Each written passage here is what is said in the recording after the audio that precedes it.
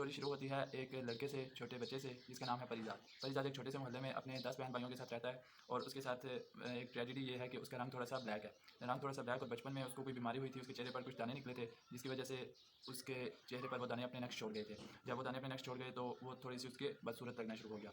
तो इसी तरह उसके चेहरे की वजह से उसे बहुत ज़्यादा डिग्रेड किया जाता था। उसके घर में उसके मोहल्ले में, उसके स्कूल में, उसके दोस्तों में।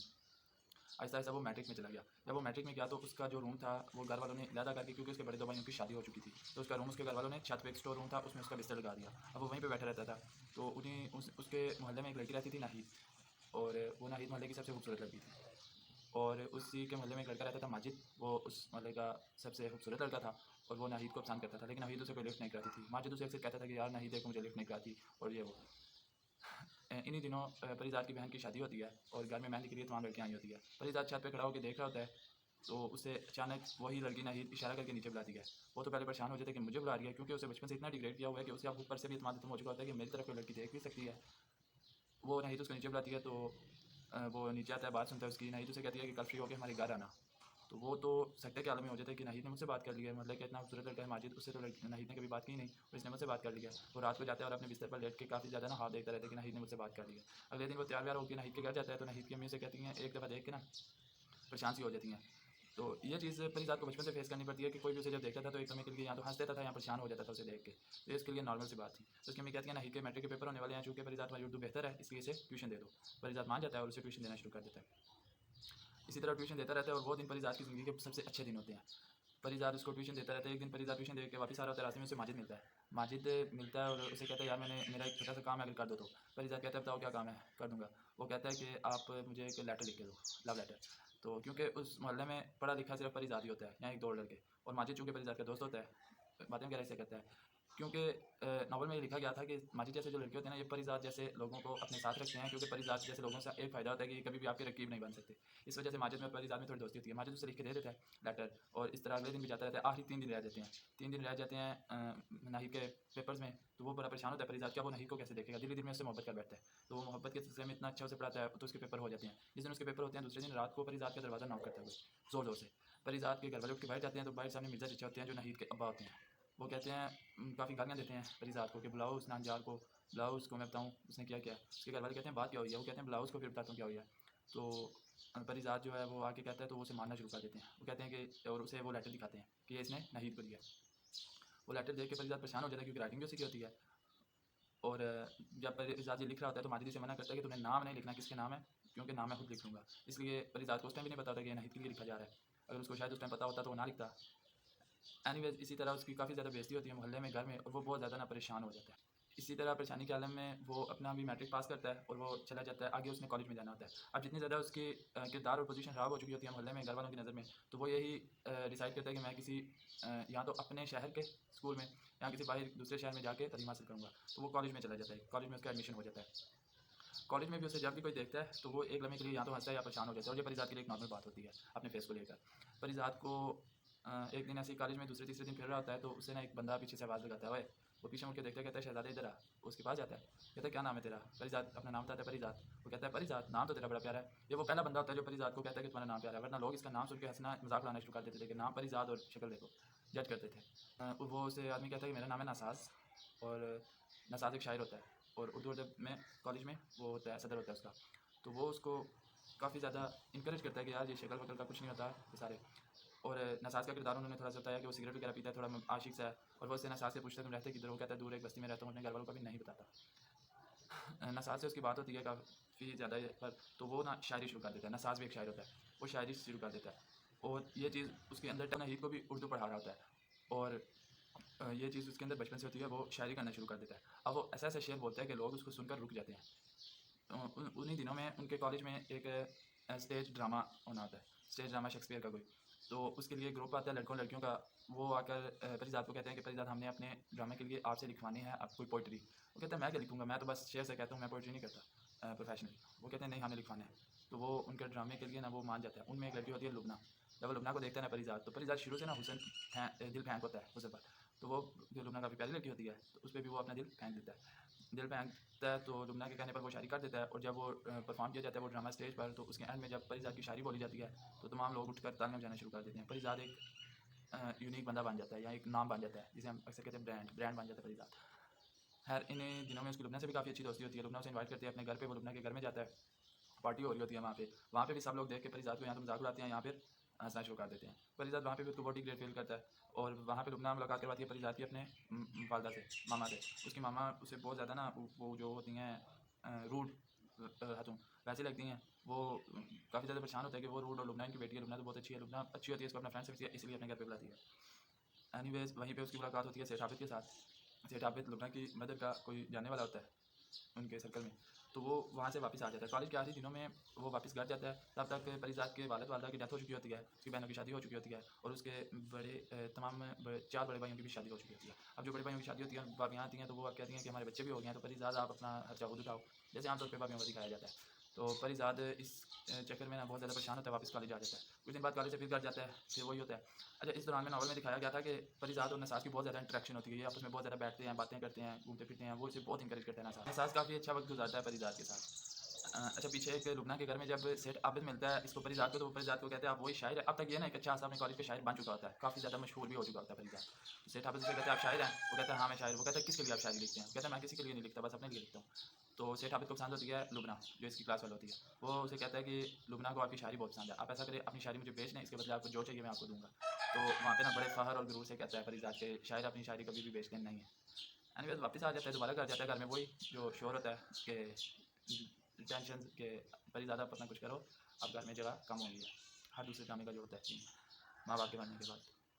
तो परिजात डिसाइड करता है कि वो अपनी पढ़ाई छोड़ देगा और वो जाकर एक उसके मोहल्ले में होता है उस्ताद मस्ताना, उस्ताद मस्ताने की शॉप होती है गाड़ियों की, पंक्चर वगैरह लगाने की, वहाँ पे जाके काम करना शुरू कर देता है। पंक्चर का काम करता है तो वहाँ पे ना उस्ताद मस्ताना उसे अपनी स्टोरी बताता है कि किस तरह वो गांव से आया था एक्टर बनने, लेकिन यहाँ पे टैलेंट की कोई कदर नहीं है, इसलिए वो देखो आज क्या बन गया, गाड़ियों के वर्कशॉप का मालिक।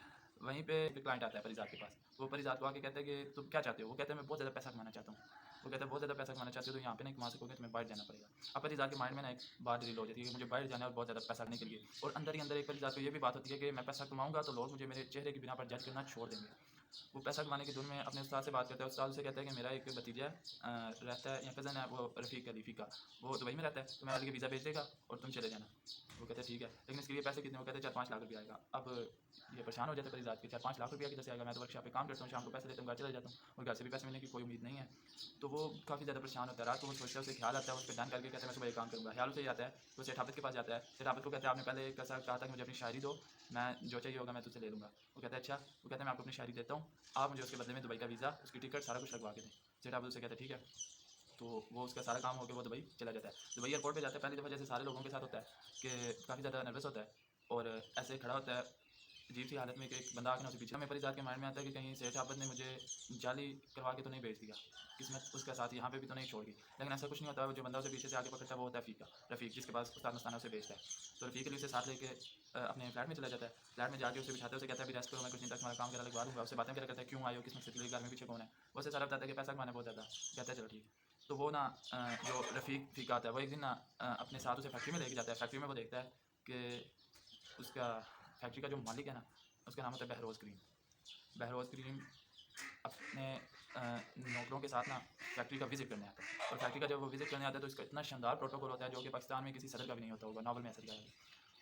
और फ़ीके से वो शाम को पूछता है ये मालिक हमारा किधर गया और क्या इसका सीन है, ये एक कंपनी, वो कहता है इसकी एक कंपनी नहीं है, यूएई में तकरीबन आधी कंपनियाँ इसकी हैं, पेट्रोल पंप्स हैं इसके, और ये बहुत ही अमीर बंदा है, पीछे से इंडिया का बहरोज़ करीम, और 3-4 शादियाँ भी कर चुका है। जो रफ़ीक अली होता है फ़ीका, इसका इंटरेक्शन बहरोज़ करीम से डायरेक्ट इसलिए होता है, ये उसका पर्सनल ड्राइवर होता है। और ये जब बहरोज़ करीम आ रहा होता है ना, तो एक उसूल होता है कि उसको रास्ते में कोई भी बंदा नहीं आएगा। परिजात चूँकि न्यू होता है, इसे नहीं पता होता, वो ऐसे करके ना साइड पे होके देख रहा होता है। बहरोज़ करीम को बड़ा गुस्सा आ जाता है कि ये लड़का मुझे देख रहा है। वो उसे काफ़ी गुस्से का इज़हार करता है, फ़ीका उसे फ़ौरन पीछे करता है और फ़ीके से पूछता है ये कौन लड़का है? वो कहता है पाकिस्तान से आया है, नया आया, पैसा इसने बहुत ज़्यादा कमाना है। जब वो ये कहता है ना पैसा बहुत ज़्यादा कमाना है, तो बहरोज़ करीम की आँखों में एक चमक आ जाती है। शायद उसे ऐसे बंदे चाहिए हों जो जिन्होंने पैसा कमाना हो। तो वो ना बुलाता है रात को उसको, परिजात को कहता है कि मैं तुम्हें ना अपनी कंपनी में एक मैनेजर का ओहदा दे रहा हूँ, तुमने यहाँ पे देखना है कि कैसे काम चल रहा है। परिजात बड़ा खुश होता है, बैठे बिठाए उसे मैनेजर की जॉब मिल जाती है कि वो पैसे कमा लेगा। तो परिजात वहाँ पे लग जाता है। परिजात वहाँ पे काम करता है, वहाँ पे देखता है कि कुछ ना की फैक्ट्री हो रही है, कुछ लोग 2 नंबर काम कर रहे हैं सरिया वगैरह का इधर उधर। सरिया की होती है उसकी फैक्ट्री, सरिया और ये सीमेंट वगैरह की।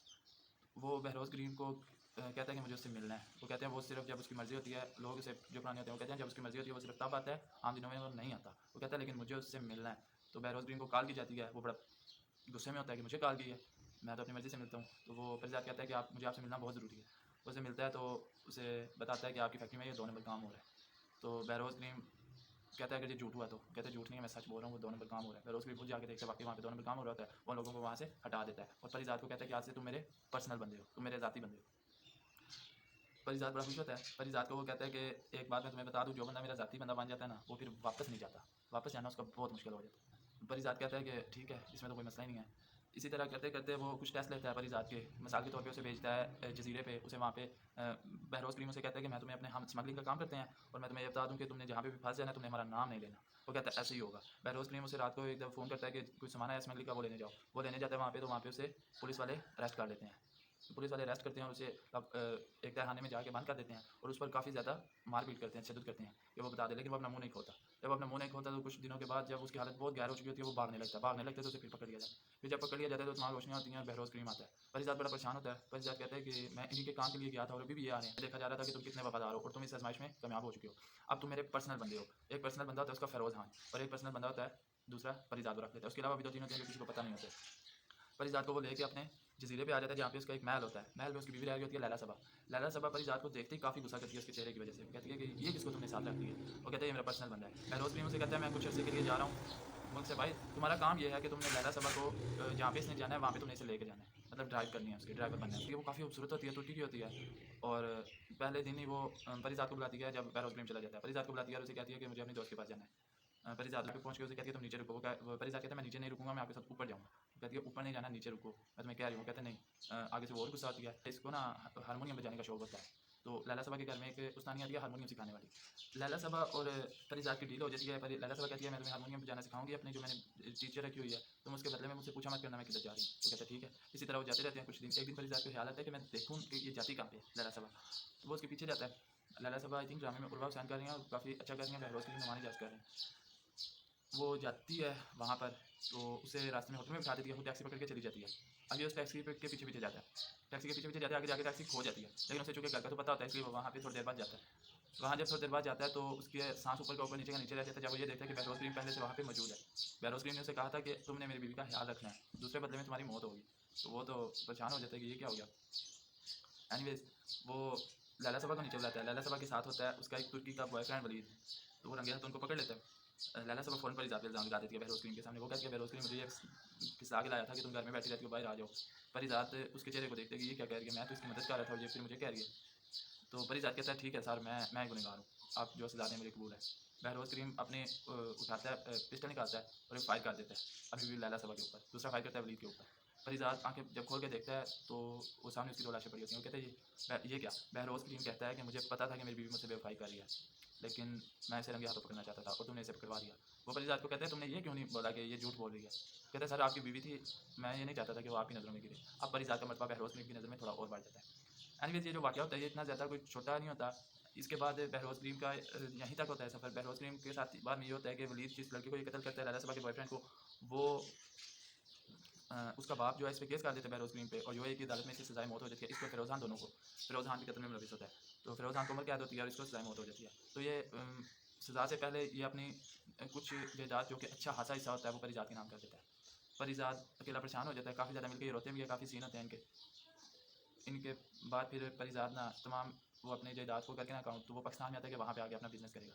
जब पाकिस्तान में वापस आता है वो फिर मुख्तलिफ लोगों से मिलता है जिनसे पहले मिल चुका होता है, उस्ताद मस्ताने से, अपने घर वालों से, रिश्तेदारों से, और वहाँ पे एक अच्छे इलाके में अपनी कोठी बनाता है, वहाँ पे अपनी कंपनी बनाता है, बड़े बड़े लोगों से इसकी मुलाकातें होती हैं और काफ़ी ज़्यादा इसकी लाइफ चेंज हो चुकी होती है, पैसा आ चुका होता है भाई के पास। परिजात का एक मुलाजिम होता है माली, वो उसे आके बताता है कि जो उसने अपनी रख लिया था उसका पीए, वो उसे आके बताता है कि एक शेर साहब हैं, उनके साथ हमारी मीटिंग है तो रात में उनकी पार्टी पे आने जाना है। वो रात में उनकी पार्टी पे जाता है, वहाँ पे वो उसको कहते हैं कि आज हम आपको बहुत बड़ी अदाकारा से मिलवाएंगे। परिजात कहता है कौन सी अदाकारा? वो कहता है कि इस मुल्क की सबसे बड़ी अदाकारा है। वो जब उस अदाकारा आती है उसको देखकर वो परेशान हो जाता है। ये उसकी वही सहेली होती है लुबना, जो उसकी कॉलेज फेलो होती है। वो लुबना से वो बातें करता है, लुबना से बताती है कि मेरी माँ ने मुझे सेठ आबिद के आगे बेच दिया था, सेठ आबिद ने मुझे अब यूज़ करता है, लोगों को मुझे दिखा के लोगों से डीलिंग वगैरह करता है। तो मेरी अब ज़िंदगी यही रह चुकी है और मैं बुरी तरह नाकाम हो चुकी हूँ, मेरी सारी फिल्में फ्लॉप हो चुकी हैं और तुम मेरी कुछ मदद करो। ये उसकी मदद करता है उसकी फिल्म बनवाने में। ये एक लाख से चैप्टर होता है कि उसकी फिल्म वगैरह बन जाती है और वो शूट होकर अच्छी तरह कंप्लीट मुकम्मल हो चुकी होती है। अब दूसरी तरफ आए तो दूसरी तरफ ये अपने कॉलेज में जाता है मेहमान खसूसी के तौर पर। इसको एक सर अहमद मिलते हैं लाइब्रेरी वाले फरीजात को, वो इसे कहते हैं काफ़ी ज़्यादा इंकरेज करते हैं कि बहुत ज़्यादा प्रोग्रेस की है, तुमने तरक्की कर ली है। ये तमाम चीज़ें फरीजात के पाकिस्तान में आने के बाद जब उसके पास पैसा सब कुछ आ चुका होता है, ये छोटी छोटी चीज़ें हो चुकी होती हैं। अब फरीजात की लाइफ में जो मेन चीज़ होती है वो काफ़ी ज़्यादा होती है। एक दिन फरीजात अपनी गाड़ी में एफएम सुन रहा होता है। एफएम में उसे एक, ये आपने बात अपने माइंड में रखनी है कि पूरी ज़िंदगी में फरीजात को किसी लड़की ने पसंद नहीं किया, लेकिन एक लड़की होती है जो कि उसकी शायरी पढ़ रही होती है। वो शायरी जो उसने उस टाइम पे स्टेज ड्रामे के लिए लिखी थी, आज भी वो शायरी उसके कॉलेज में नोट्स बना के दिए जाते हैं फरीजात के नाम से, उसके कॉलेज में दिए जाते थे। फरीजात की वो शायरी पढ़ रही होती है और कहती है, वो लड़की उसका नाम होता है कुरतुलैन एनी कहते हैं उसे, वो कहती है कि मेरी ज़िंदगी की सबसे बड़ी ख्वाहिश है कि मैं फरीजात साहब से मिलूँ। फरीजात काफ़ी ज़्यादा परेशान हो जाता है क्योंकि एक लड़की उसकी सबसे बड़ी ख्वाहिश है कि वो उससे फरीजात से मिले, और फरीजात इसलिए परेशान हो जाता है कि जब वो मुझे देखेगी या तो वो हंसेगी या मेरा मजाक उड़ाएगी या फिर अजीब से मुँह बना लेगी। फरीजात को उससे ना अपने पीए को कहता है कि इस एफएम वाली जो होस्ट है इसके साथ इसके बारे में कुछ पता कराता है। इतनी ही देर में, इतने ही अरसे में वो जो एफएम वाली होस्ट है वो फरीजात को अप्रोच करती है कि हमने आपका इंटरव्यू करना है। फरीजात बड़ा परेशान होता है कि इंटरव्यू ये मुझे पसंद करती है और उसके सामने आने से घबराता है कि ये मुझे देख लेगी तो ये मुझे पसंद करना छोड़ देगी। इतना सा डर होता है फरीजात के अंदर। इतना पैसा होने के बावजूद, मुल्क का सबसे अमीर बंदा होने के बावजूद फरीजात के ध्यान में ये डर होता है कि ये लड़की मुझे देख के मुझे रिजेक्ट कर देगी। एनीवेज वो जब उसे देखता है, उससे फर्स्ट मुलाकात होती है उसकी, तो वो इंटरव्यू बहुत अच्छा जाता है। उस एनी होती है एक खूबसूरत सी लड़की और उसने ब्लैक कलर की ग्लासेस लगाई होती हैं अपनी आंखों के ऊपर। ब्लैक कलर की ग्लासेस में उसे देख के मुस्कुराती रहती कुछ। परिजात के माइंड में जाता है कि शायद ये मुझे कंफर्टेबल करने के लिए, क्योंकि मैं इसका गेस्ट हूँ। लेकिन बाद में परिजात को पता लगता है कि वो ब्लाइंड है, उसे नज़र नहीं आता। तो परिजात को बड़ी खुशी होती है कि कोई एक ऐसी लड़की जो मुझे पसंद करती है और उसने मुझे देखा भी नहीं है। तो ये एक बहुत अच्छी बात होती है परिजात के लिए, एक खुशगवार बात कि अच्छा है कि इसने मुझे देखा ही नहीं है और मुझे पसंद करती रहेगी। एक जज्बा कि कोई बंदा आपको पसंद करता है बगैर देखे, तो ये होती है। तो परिजात एक फैसला करता है कि मैं अपनी सर्जरी करवाऊंगा, पैसा मेरे पास बहुत है, मैं अपनी सर्जरी करवाऊंगा और अपनी मैं जो मेरा ब्लैक कलर है मैं इसे खत्म करा के वाइट करूँगा। और जो कुरतुलैन एनी होती है उससे भी इसकी काफ़ी ज़्यादा मुलाकातें शुरू हो जाती हैं, क्योंकि मतलब दोस्ती हो जाती है आपस में, वो बहुत ज़्यादा इसे पसंद करना शुरू हो जाती है। और वो अपनी अम्मी के साथ रहती है एक फ्लैट में, उसे मिलने जाते हैं तो वो उसे कहती है कि मेरे जो है आंखों का मैंने ऑपरेशन करवाना है। अब ये परिजात कहता है कि मैंने डॉक्टर एनी से पहले पहले मैंने अपनी सर्जरी करवा लेनी है। वो अमेरिका के डॉक्टर जयपाल से कॉन्टैक्ट करता है और उनको अपनी सारी कंडीशन बताता है, वो इसे प्रूव कर देते हैं कि आपकी सर्जरी हो जाएगी, आप डेट दे दें। इन्हीं दिनों में कुरतुलैन एनी, जिसको ये पसंद करना शुरू हो जाता है परिजात, उसका एक कज़न आता है डॉक्टर अदनान। डॉक्टर अदनान और कुरतुलैन एनी ये एक दूसरे को पसंद करते हैं और इन दोनों ने शादी करनी होती है कुरतुलैन एनी के ऑपरेशन के बाद। मसला ये होता है कि एनी के पास अपने ऑपरेशन के पैसे नहीं होते, जो पैसे होते हैं वो उसके कहीं पर लग चुके होते हैं। परिजात से कहता है कि मैं तुम्हारा खर्चा उठाऊंगा, मैं तुम्हें लेके जाऊंगा। तो वो परिजात को कहती है कि नहीं मैं नहीं ले सकती, तो वो किसी तरह से राजी कर लेता है। तो डॉक्टर अदनान कहता है कि ठीक है, फिर जब इसका ऑपरेशन होगा तो फिर उसके बाद हम इकट्ठे शादी भी कर लेंगे। ये सुनकर परिजात शौक में आ जाता है कि यार उसने एक दफ़ा फिर एक लड़की को पसंद किया और फिर एक दफ़ा वो लड़की, और पहले वो नाहिद, फिर लुबना, फिर अब ये एनी। एनीवेज वो इसी तरह कुछ स्कीम्स करता है। स्कीम्स में इसको ये होता है कि डॉक्टर अदनान को मरवाने की स्कीम और फिर उसको खुद ही बचाना, और ये जो तमाशतानी हालात आते हैं दैन ये भी उसकी लाइफ में आते हैं परिजात की। जब पैसा आ जाता है ना इंसान के पास, तो इंसान जितना मर्जी अच्छा उतना भी उतना ज़्यादा इंसान के साथ लग जाता है। तो बहुत ज़्यादा वो कोशिश करता है, फिर एंड पे ना वो ना छोड़ देता है एनी को। इस तरह नहीं छोड़ देता कि ठीक है जाओ तुम। एनी से कहती है कि मैं चाहती हूँ कि मैं जो मेरा जब ऑपरेशन हो मैं पहली दफ़ा दुनिया को देखूँ तो सबसे पहले परिजात को देखूँ। परिजात कहता है ऐसा नहीं हो सकता। परिजात के अंदर फिर वो डर उठता है कि मुझे देख के कहेगी कि परिजात इतना पैसा होते हुए भी ना इस दुनिया से तंग आ जाता है और वो अपना सब कुछ छोड़ छाड़ के ना निकल जाता है गाड़ी में बैठ के। गाड़ी में जाता जाता जाता जहाँ पे गाड़ी का आखिरी स्टॉप होता है वहाँ पे उतर जाता है।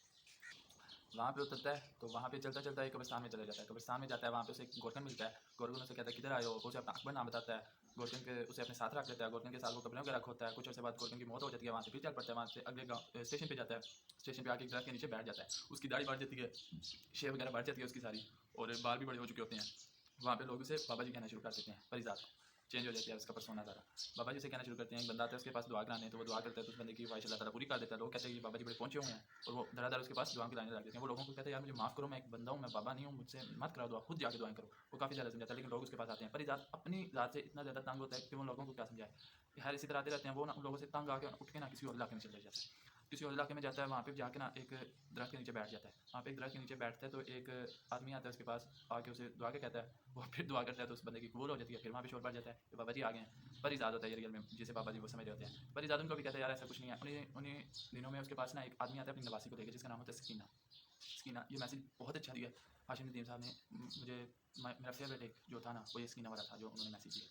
मैसेज इस तरह कि सकीना का नाना कहता है कि इसको ना दौरे पड़ते हैं, इसको चुड़ैलें आती हैं, जिन आते हैं इसके अंदर, तो आप प्लीज़ इसका कोई ना सोल्यूशन निकालें। पहले तो वो दाम वगैरह करते, पर जो से आइटम वगैरह आती हैं वो भी यही समझते, लेकिन स्टार्ट में क्योंकि जब आप फर्स्ट टाइम कोई भी बात सुनते हो ना तो आपको फ़ौरन उस पे यकीन आ जाता है। बाद में आप जब गौर व फ़िक्र करते हो तब आपको समझ आती है नहीं इसका कोई और भी हो सकता है सॉल्यूशन या रीज़न। तो वो उसकी ना पे दाम करा करता है लेकिन उसे आराम नहीं आता। तो उसकी ना की आदत को देखता है कि इसकी ना क्या कर रही है। वो ज़मीन पर ऐसे करती रहती है, कुछती रहती है, कुछ ना कुछ सोचती रहती है। तो एक दिन अब उसकी ना को पास बिठाकर पूछता है कि ये क्यों करती हो तुम ऐसे? वो ना ऐसे उसे घूरना शुरू हो जाती है।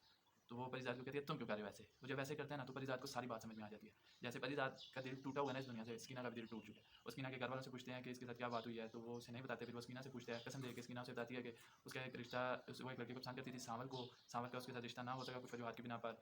और उसकी जो सांवल की बीवी रज़िया रज्जो थी, सांवल की शादी हो जाती है रज़िया रज्जो से। रज़िया रज्जो क्या करती है, सांवल फिर भी इसको पसंद करता है। रज़िया रज्जो स्कीना को ज़हर देने की कोशिश करती है। उन्हीं दिनों उसी वक्त सांवल उनके घर आता है, वही मिठाई जिसमें ज़हर होता है वो उसके घर वाले सांवल को देते हैं और सांवल मर जाता है। रज़िया रज्जो पागल हो जाती है कि मेरे अपने ही हाथों का ज़हर मेरा शौहर खा गया।